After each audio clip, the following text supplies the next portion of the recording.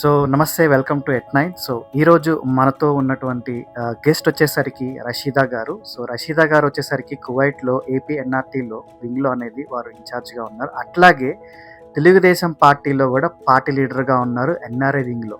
So వారు Kuwait నుంచి ఈ తెలుగుదేశం పార్టీలో ప్రజలకు ఎలా చేస్తున్నారు ఏంటనేది వారితో మాట్లాడదాం ఇప్పుడు. నమస్తే అండి రషీదా గారు. నమస్తే అండి. నమస్తే. సీఎం చంద్రబాబు గారన్నా, నారా లోకేష్ గారన్నా నాకు చాలా గౌరవం. నేను ఓట్ అనేది హక్కు వేయటం స్టార్ట్ చేశానంటే ఒక టీడీపీకే మొదట వేసాను నేను. నాకు సైకిల్ గుర్తు అంటే ముందు చంద్రబాబు గారి ఫేసే కనిపిస్తుంది. ఇంకా నాకు ఇంకో ఎన్టీ రామారావు హయాంలో నేను ఎప్పుడు ఓటేయలేదు, నాకు తెలియదు.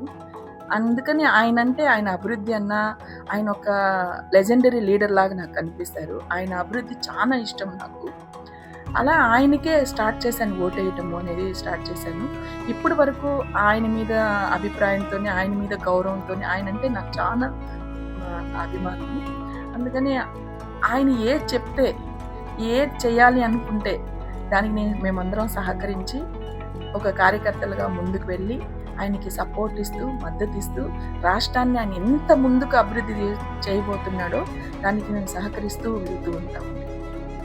సో ముఖ్యంగా కువైట్ నుంచి మీ ఎన్ఆర్ఐలు అందరూ కూడాను అటు పార్టీకి కానీ ఎట్లా కార్యాచరణలో నడుస్తుంటాయి అక్కడ?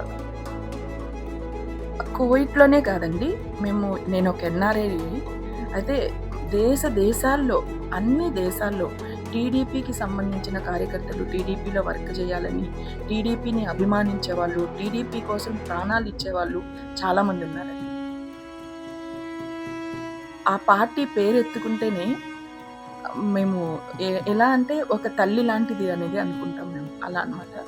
అక్కడ ఎలా ఉంటుందంటే మీరు అనుకుంటారు ఆంధ్రప్రదేశ్లో ఉండేవాళ్ళు మీకే ఎలక్షన్ అప్పుడు పోటీలు చేయాలి, ఓట్ల కోసం వెళ్ళాలి, వర్క్ చేయాలి అని.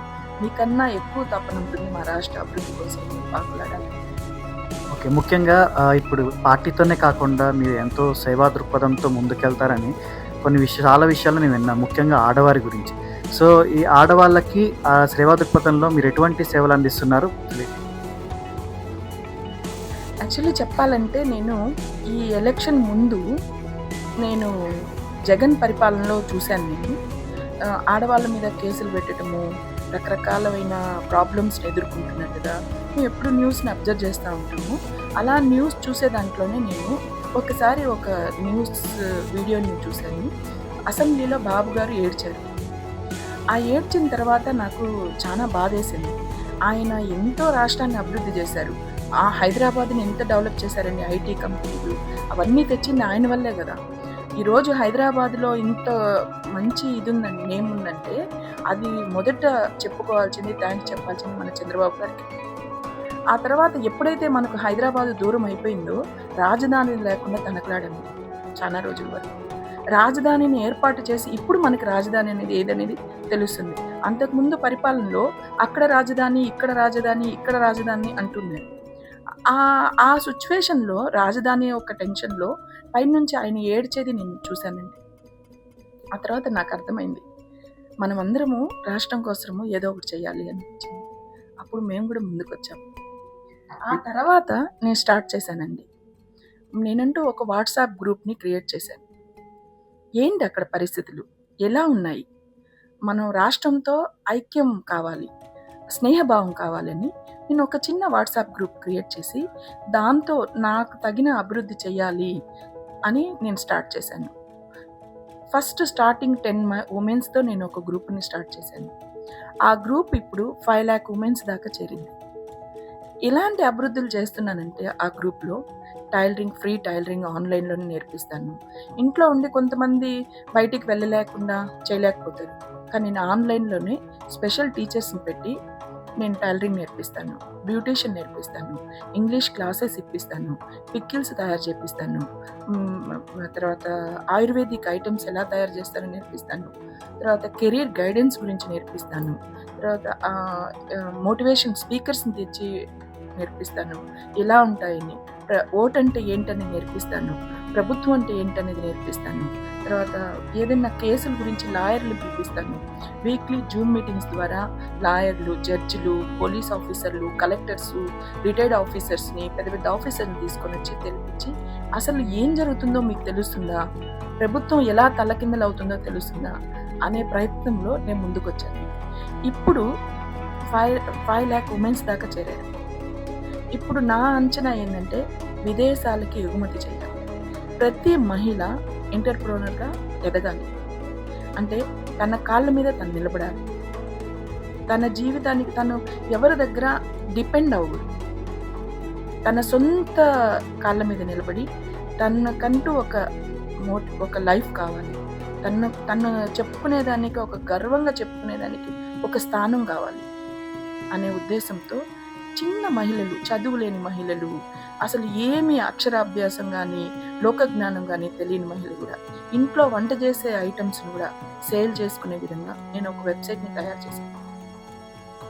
అది క్లాసిఫైడ్ అనమాట. మీరు ఇంట్లో పిక్కిలు తయారు చేస్తే పక్కింటికి అమ్ముకునేదానికే కాకుండా పక్క దేశానికి అమ్ముకునే విధంగా ఆ వెబ్సైట్ లాంచ్ చేస్తాను. అది మా బాబు గారి తరపునే, ఆయన ద్వారానే, ఆయన ఆధీనంలోనే ఇది చేయాలని నాకు కోరిక.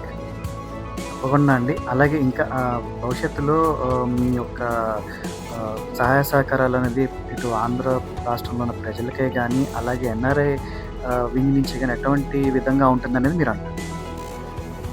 నా సహాయ సహకారాలు, నా కోరిక ఎప్పుడు మా బాబు గారు నా సహాయము, నా సహకారాలు, ఏదైనా నా అభివృద్ధి, నేను ఏదైనా అభివృద్ధి తీసుకోవాలన్నా, నేను ఏదైనా చేయాలన్నా కానీ ఎప్పుడు ఇంకొకరు చెడు ప్రభుత్వం ఈ రాష్ట్రానికి రాకూడదు, ఈ దుష్ట శక్తులు రాకుండా ఉండాలి అంటే మేము బాబు గారికి ఎప్పుడు మాకు అంబ్రిల్లాగా ఆయన ఉండాలి, ఆయనకు అంబ్రిల్లాగా ప్రజలు మేము ఉండాలి. అలా ఎన్ఆర్ఐలం ఎప్పుడు ముందుండి రాష్ట్ర అభివృద్ధి కోసము, చంద్రబాబు గారు చేసే ప్రయత్నాల కోసము సపోర్ట్గా, అండగా నిలబడతాము. ఏపీ ఎన్ఆర్టీ ఇప్పుడు మేము ఎన్ఆర్ఐలుగా ఉన్నాము. ఏపీ ఎన్ఆర్టీని స్థాపించారు. దేశాల్లో ఉండే ఏపీ ఎన్ఆర్టీ ప్రజలందరూ మాకంటూ ఒక కమ్యూనిటీ అనేది ఉంది. దానికి వేమూరు రవి గారు అనేది ప్రెసిడెంట్. ఆయన చాలా మంచివారు, ఎక్సలెంట్ పర్సన్. అంతా మాకు నచ్చజెప్తా ఉంటారు, గైడెన్స్ ఇస్తూ ఉంటారు, ఎలా రాష్ట్ర అభివృద్ధికి మనం ముందుకెళ్ళాలి, ఏం చేయాలి అని. ఆ తర్వాత రాధాకృష్ణ రవి గారు, ఇలా పల్లా శ్రీనివాసులు గారు, వీళ్ళందరూ మాకు సపోర్ట్ చేస్తూ ఉంటారు.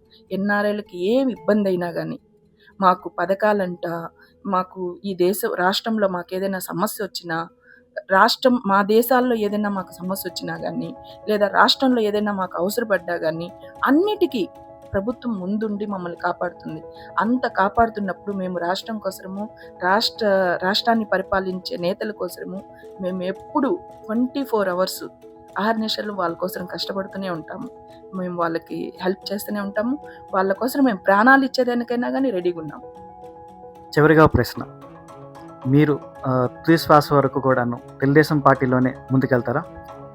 నా చివరి శ్వాస వరకు చంద్రబాబు గారు, నారా లోకేష్ గారితోనే నా జర్నీ ఉంటుంది.